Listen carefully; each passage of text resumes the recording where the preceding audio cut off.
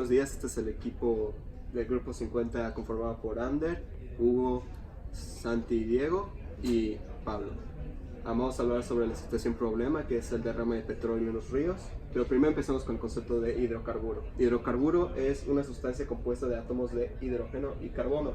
Es la que está mayormente presente en el petróleo, 83-87% siendo de carbono y 11-14% siendo de hidrógeno, al igual que otras impurezas como calcio, magnesio e hierro y una que otras sales. Los hidrocarburos principales en el petróleo es benceno, naftaleno, ciclopropano y ciclohexano. Todas son no polares, lo que significa que no son solubles. Los hidrocarburos principales en el petróleo serían benceno y naftaleno.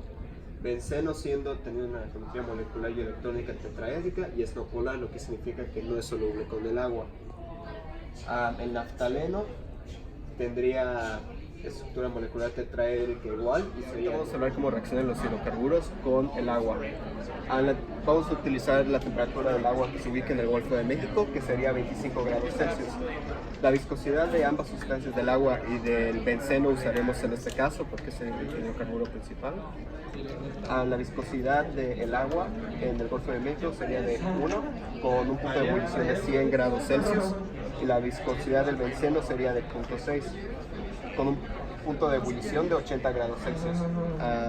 El benceno siendo menos denso que el agua, significa que se va a pegar a la superficie. Y ya que tiene un punto de ebullición menor que el agua, se va a evaporar antes que el agua.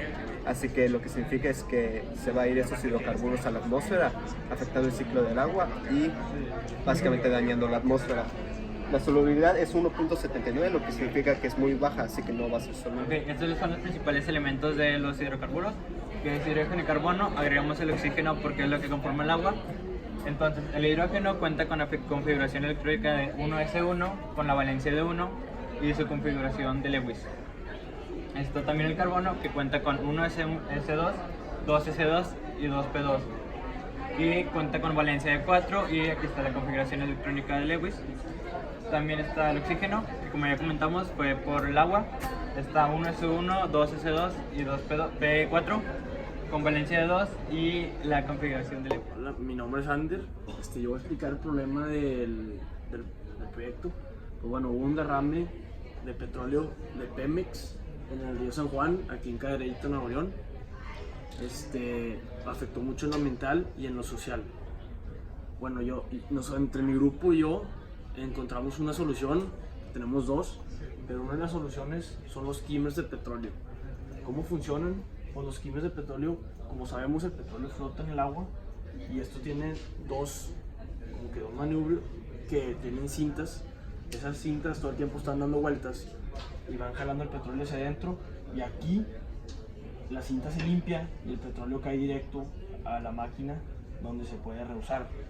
Hay dos tipos de skimmers. Es un skimmer pequeño que se puede usar en ríos y el skimmer industrial que también se puede usar en ríos, que son dos cilindros que están dando vueltas todo el tiempo. Igual se limpian estando aquí y todo el petróleo se va para acá. Solución 2, que se llama oleoesponja. Esta está a base de esponja de poliuretano y una placa metálica. Es capaz de absorber 90 veces su peso y esta hace que se absorba el petróleo sin absorber el agua necesariamente. Está creada así y se ha usado en derrames de petróleo de Pemex en varias ocasiones, como el del Golfo de México, y sería la solución más factible ya que no tiene consecuencias. Y es Cuando los hidrocarburos interactúan con el agua, lo que pasa es, como lo semejante disuelve a lo semejante y el agua es polar y los hidrocarburos no lo son, no se van a... el petróleo que está en el agua no se va a disolver. Entonces lo que va a pasar es que se va a quedar el petróleo junto y el agua junta, y como el petróleo es menos denso que el agua, se va a quedar en la parte superior, en la superficie del agua. Entonces, ¿qué va a pasar cuando esto ocurre?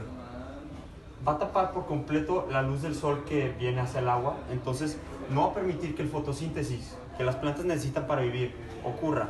Entonces de ahí, los peces que necesitan de estas plantas no van a poder comer, entonces las plantas se mueren, los peces se mueren, afecta toda la cadena alimenticia.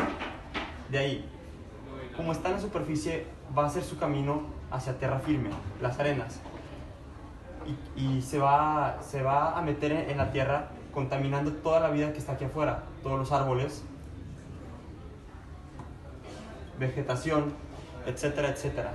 Entonces eso ya afectarnos a nosotros los humanos, porque nuestra cadena alimenticia incluye, necesitamos tierras limpias para poder crecer nuestra comida. Entonces toda el área que está alrededor del agua contaminada de petróleo no va a tener una vida, condiciones de vida buenas que permita a vida progresar y vivir. Finalmente concluimos que el petróleo es muy malo para el ecosistema.